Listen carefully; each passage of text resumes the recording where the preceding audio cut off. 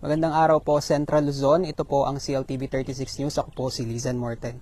Narito po tayo ngayon sa isang quarry site dito sa Barangay Santa Lucia sa Capas, Tarlac po, kung saan po kaninang umaga ay isang malungkot na balita po ay natagpuan ang bangkay ng nawawalang bangkay ni Geneva Lopez at ang kasintahan nitong Israeli national na si Itzik Cohen.